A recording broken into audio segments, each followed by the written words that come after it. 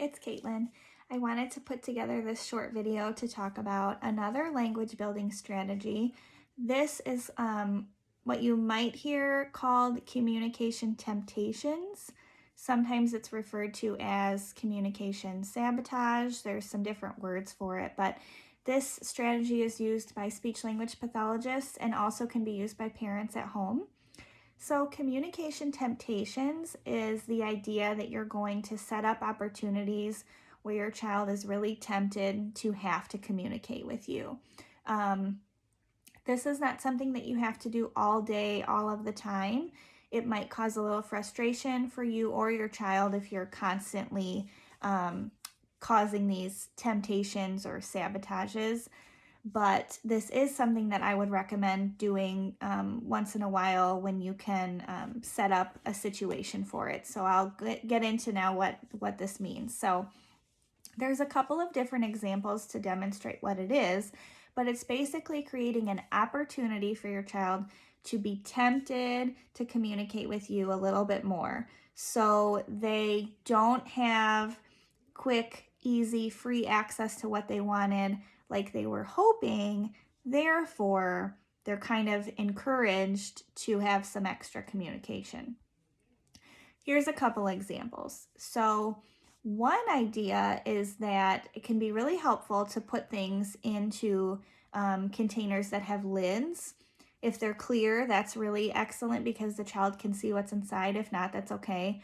You don't even have to go out and buy anything. You could use some Tupperware or glass, maybe not glass, but you could use some Tupperware that you have in the kitchen that have lids, or if you just have little dollar store bins or something like that, the little totes, you can put some of their toys inside and have the lid on. That really sets it up from the beginning that your child might have to communicate with you. First of all, that they want something that's inside the container. Also that the container needs to be opened and that the toy that they want needs to come out. So those are some great ways to tempt your child to communicate with you a little bit extra. So you might take some of their favorite cars or little people or anything like that, put them in this clear container with a lid, put it within their reach or where they can see it. They're going to want to ask to play with them, then they're going to need help opening, taking the lid off, taking the toys out, and that can be a really great way to set up a communication temptation. Another way is if you're feeding your child, let's say it's snack time and they're having a banana. So instead of offering them a whole plate full of banana at the beginning, just give them 1 or 2 slices, especially if you know that they're really motivated by the banana because they wanted to eat that for snack. So you'll give them a little bit and then just wait, just kind of pause, give some wait time, look at them expectantly and see if it tempts them to have to communicate more with you. They might ask for more banana or gesture to the banana or just do something that shows you that they're giving a little bit of extra effort to obtain what they want. So then you can provide more. So just a quick note on this is in either scenario, whether it's withholding some of their snack or making a toy hard to access, if your child becomes frustrated, you don't have to see this out and force them to communicate.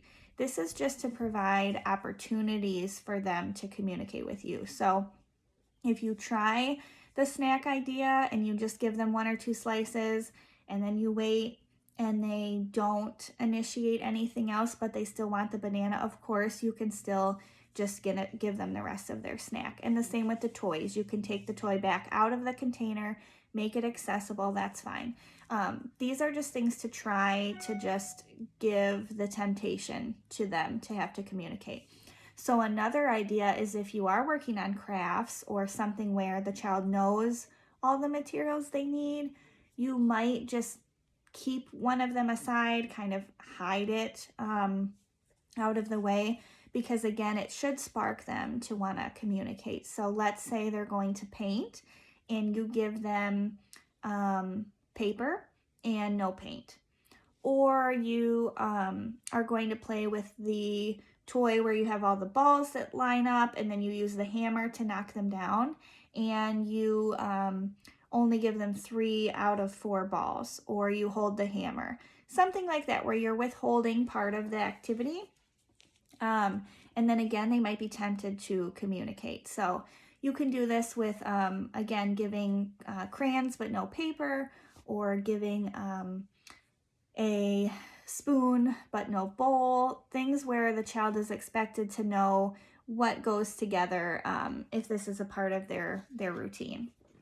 I also want to add just another quick note on this, that if your child is not yet using words, that's okay too. You can still tempt them to communicate through whatever means they're currently using. So if your child's not yet speaking, but they are using gestures such as pointing or reaching, and maybe if they're using sounds, anything like that, you can still create these opportunities, and then you can just follow through and give it to them. So maybe we'll go back to the banana example. Maybe you give them a slice of banana and they still want more of it. So maybe they reach for it. Maybe they point to it. Maybe they look at you and make eye contact for a minute. All of those could be rewarded too as extra communication effort. So I hope that gives a rough idea of what communication temptations are.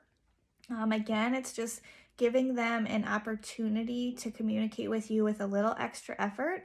And if they don't, that's okay too. This is just one of those strategies that you can try, which does help to facilitate language and help them to use more words. But it's not something you have to do all the time, and you can base it on the level that your child is currently at to know what's best for them too. So just let me or Tiffany know if you have any questions. And that was a little bit about communication temptations. Thanks, guys.